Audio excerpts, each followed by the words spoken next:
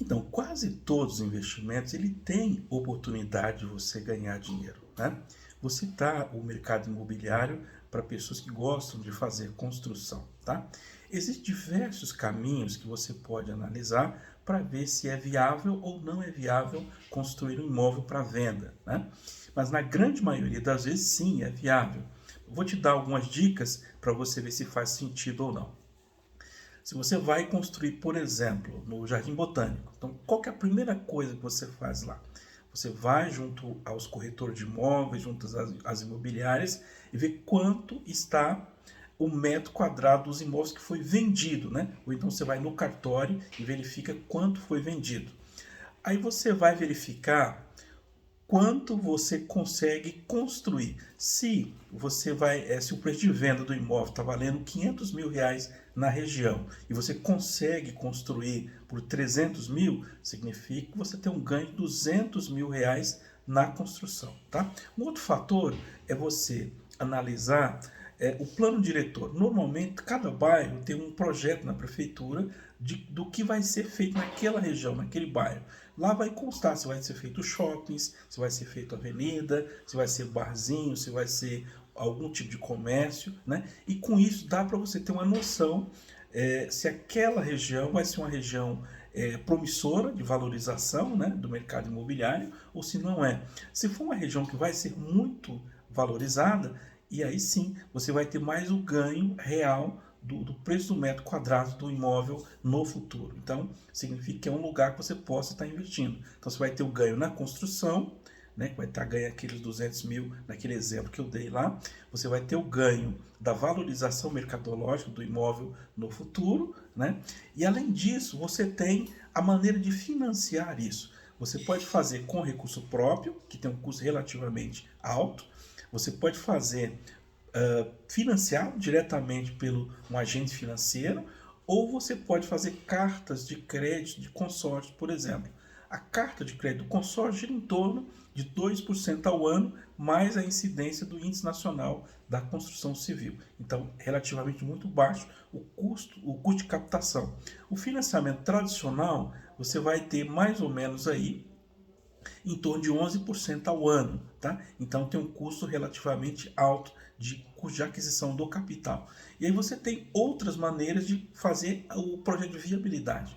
Você pode fazer, por exemplo, pela VPL, né? Você vai pegar todos o valor inicial do investimento que você vai colocar lá. Depois eu vou colocar a fórmula para você.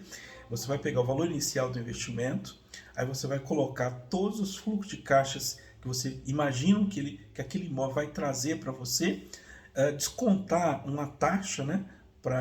Vou te dar um exemplo, uma taxa de desconto. Digamos que você não fizer nada, você consegue ter um rendimento de 11% pela taxa Selic, pelo IPCA, uma taxa livre de risco.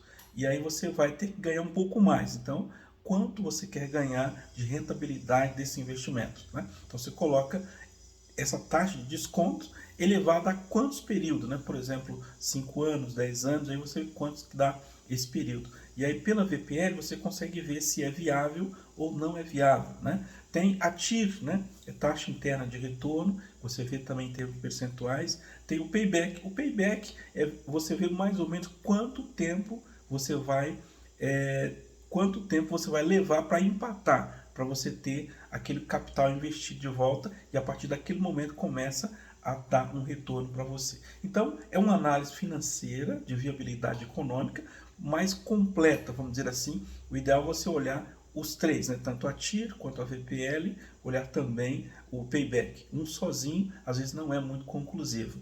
E aí você tem mais aqueles exemplos que eu te dei no início, porque aquilo é determinante para você ter uma noção. Então, os corretores de imóveis é um bom parâmetro para você observar. No cartório, onde faz o registro das vendas, das transações, também é um bom parâmetro. Né? Na própria prefeitura, no plano diretor. Então, você colhe todas as informações e aí você dá entrada no investimento que possivelmente terá um grande ganho. Existem investimentos que é muito ruim no ramo imobiliário e existem investimentos que são bons. Você precisa ter um feeling, né, do mercado. A localização é determinante para que você possa ter sucesso ou não no imóvel. Né?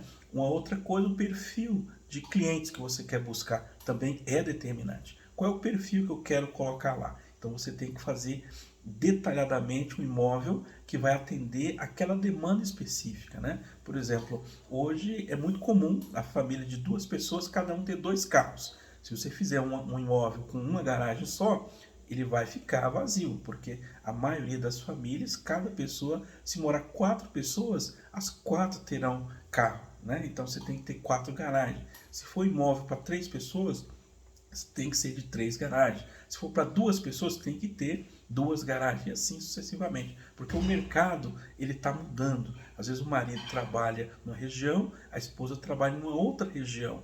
Né? Então você tem que ter 2 veículos, 2 garagens para estar acomodando essas famílias. Então você precisa fazer uma pesquisa de mercado, verificar o que realmente aquela região, as pessoas que querem morar naquela região está buscando, e você cria um projeto que vai atender essa demanda e talvez ainda não esteja funcionando naquele local, mas que vai atender no futuro, tá bom? Um grande abraço, tomara que essa dica tenha ajudado você a pensar e refletir onde você quer estar investindo. Um grande abraço, foi um prazer estar falando com vocês.